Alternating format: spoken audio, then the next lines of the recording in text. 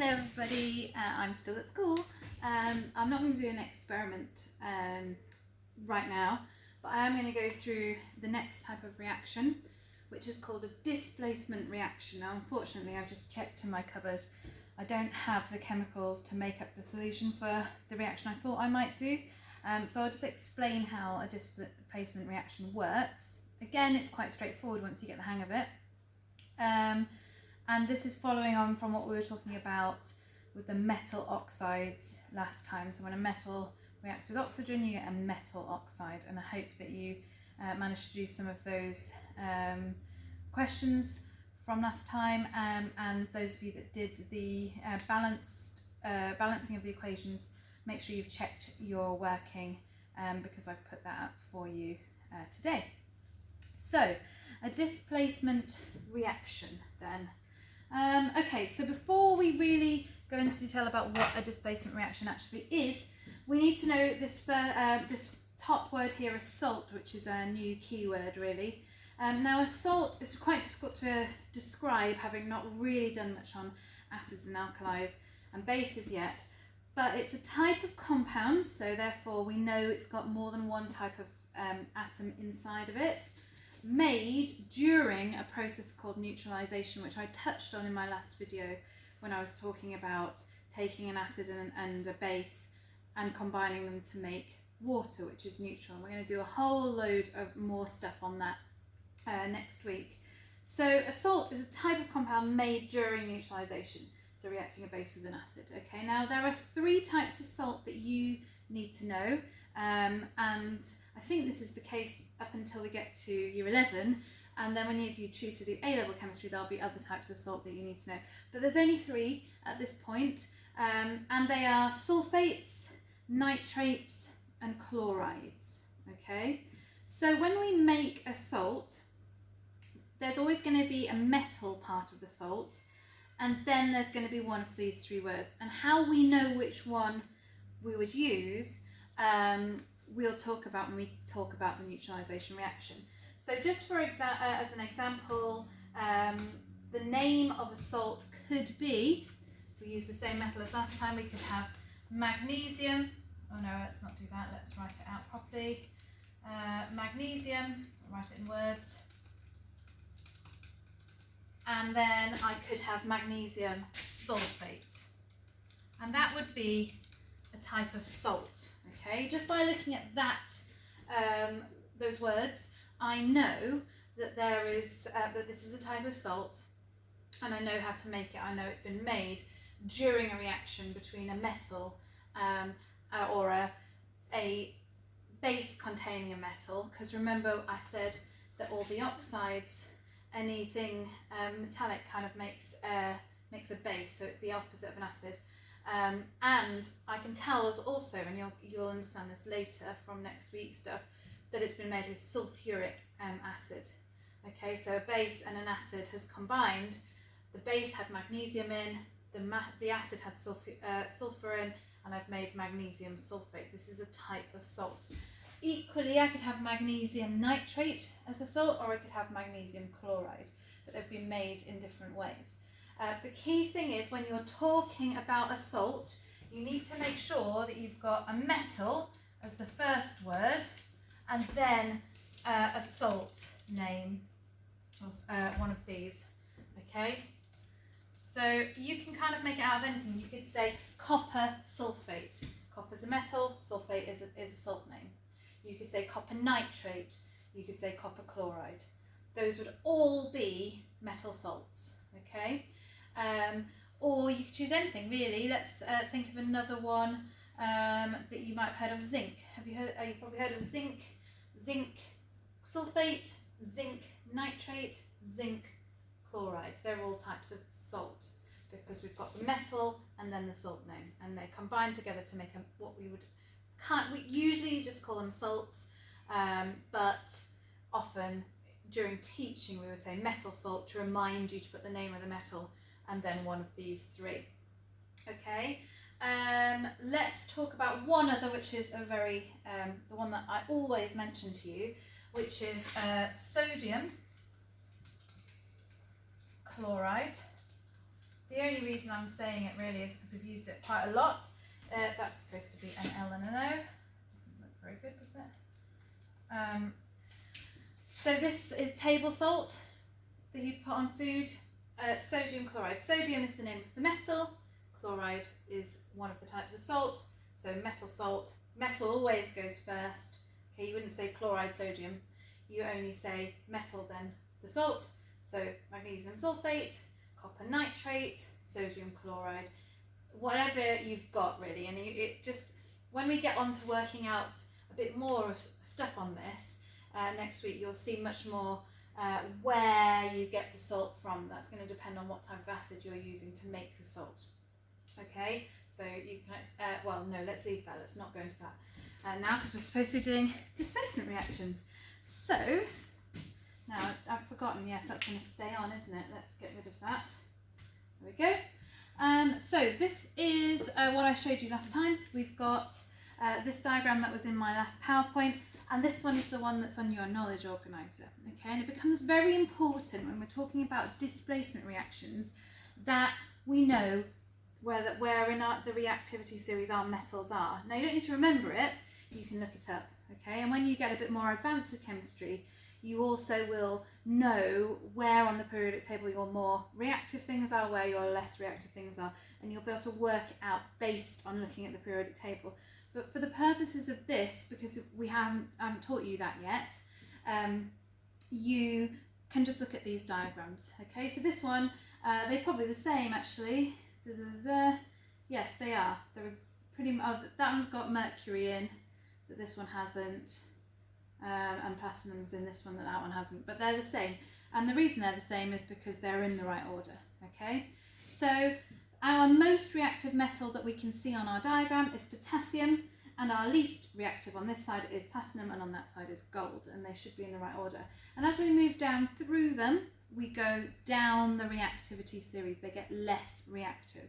So just by looking at this, you can tell how reactive something is compared to something else. So I can tell by looking at this that calcium is more reactive than magnesium because it's above it in the reactivity series. I can tell that tin is more reactive than copper because it's 2 steps above it. Okay, so most reactive all the way down in order to least reactive.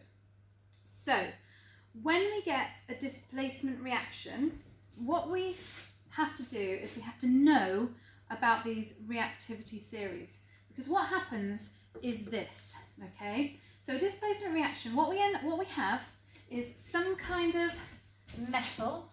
So A is a metal, okay, and we have a compound here, BC, they're combined together.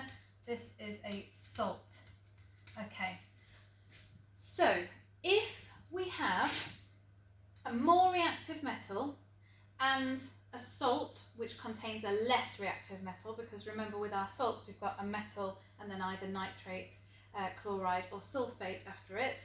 If this metal, metal B, is less reactive than metal A, then A will kick it out the way. Okay, so it will go, okay, I want to be in the salt, you can go away, kicks it out because it's more reactive and takes its place. Okay, so this, you can see it's happened here. B has been kicked out of the compound and gone off on its own, and A has taken the place of B. So it is literally about, I'm more reactive than you, I'm better, go away out of the salt because I want the salt. Okay, that kind of idea. So all you need to do to work out whether this would happen is look at that reactivity series.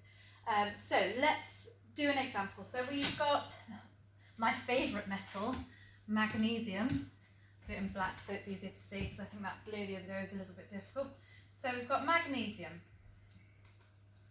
Now magnesium is fairly reactive, as you saw the other day. Plus, we can have whatever we like really. Let's have copper sulfate.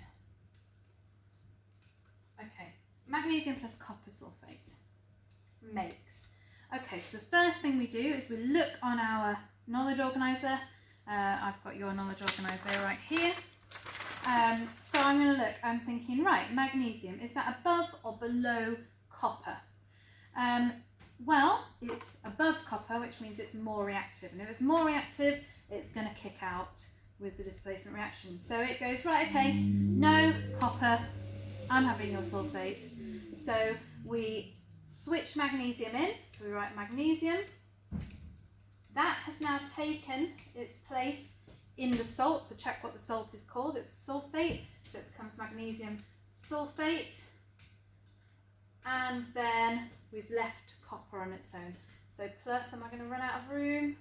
I'll write it up here, copper. Okay, so that reaction will happen because magnesium is more reactive than copper, so it will kick it out.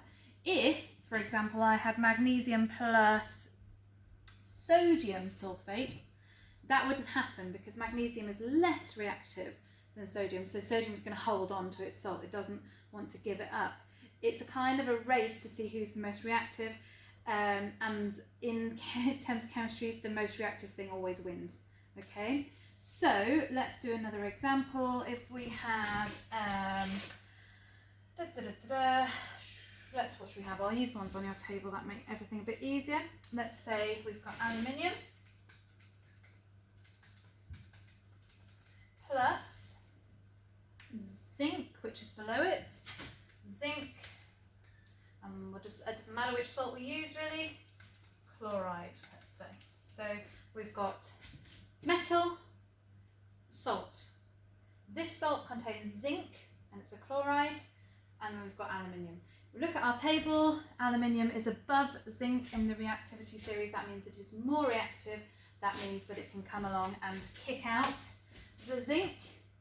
So we can literally go, right, go away zinc.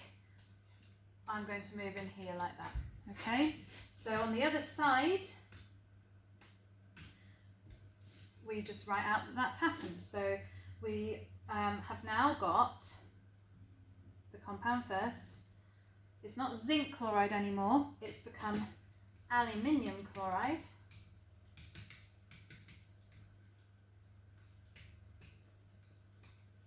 And we've kicked out the less reactive metal, zinc.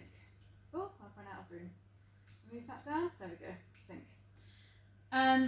Hopefully that makes sense. I'll do one more as an example. It really doesn't matter what type of salt it is. All you're interested in here is where those metals are in their reactivity series. So if they're really reactive, the likelihood is they wouldn't their salt won't react because most things are going to be less reactive than them. So I'm just going to choose another one. Let's have iron. Why not? So let's have let's use another one apart from iron. What have we got above iron? Okay, we'll have zinc plus iron. I haven't done a nitrate, so I'll do nitrate. Nitrate. Okay, we've got metal, metal salt. We check which is the most reactive out of zinc and iron. So we'll look at that. Okay, zinc is more reactive than iron, it's just above it. So zinc is going to take the place of iron because it can kick it out. It can displace, that's where the name comes from, the iron. Displace it, kick it out. So we end up with a new salt. Keep the name of the second part, so it's going to be zinc nitrate. And we've got our iron left on its own like that, okay? And when you do these reactions, what we tend to do is we have our salt in solution. So if you remember back to the first chemistry topic when we were talking about what a solution is, it means it's dissolved in water. So what we would have is we'd have like an aqueous, which means with dissolved in water, solution. So we'd have the zinc chloride in water or dissolved in, and we'd put the metal in the powder, and it would literally push the other one out. So it's quite interesting. When you use copper sulfate, I am still here, you can probably still hear me, but I just remembered that there is a picture I was looking at earlier, if I can find it, on GCSE Bite Size. It was copper, sulfate, and magnesium.